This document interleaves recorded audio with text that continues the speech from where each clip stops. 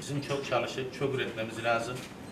Bu türlü belediyemizin çiftçimize vermiş olduğu destekler, bakanlığımızın vermiş olduğu destekler, biz de inşallah üretimi artırmak için ziraat odaları olarak biz de başkanımızın, Tarım Daire Başkanımızın şeyinde birlikte çalışıyoruz. Tarım Kredi Bölge Müdürümüz.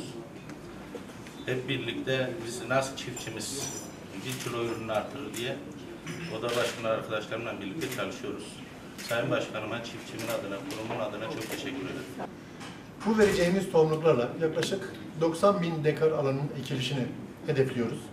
Bu 90.000 dekardan da normal üretim koşullarında 45 ila 50.000 ton mahsul üretmeyi hedefliyoruz. Tabii ki en önemli şey üretim. Biz burada bitkisel üretimi destekliyoruz. Biz üretim şehriyiz, ekonomi şehriyiz, sanayi şehriyiz. Ama bunların hepsinin aldığı güç toprak.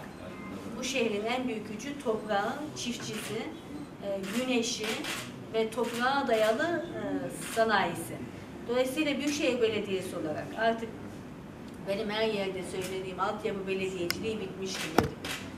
Sosyal belediyecilik Sayın Cumhurbaşkanımızın liderliğinde güçlü bir şekilde devam etmektedir.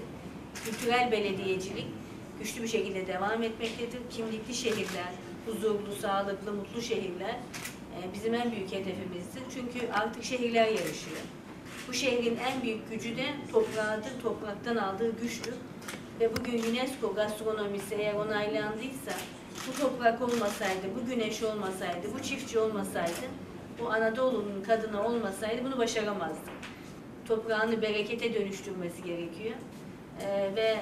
Bizim sadık yarımız Aşık Veysel'in söylediği kara topraktır. Toprağın gücünü geleceğe taşımamız, çocuklarımıza güzel bir şekilde taşımamız gerekiyor. Sayın Bakan buradayız. Sayın Başkan buradayız.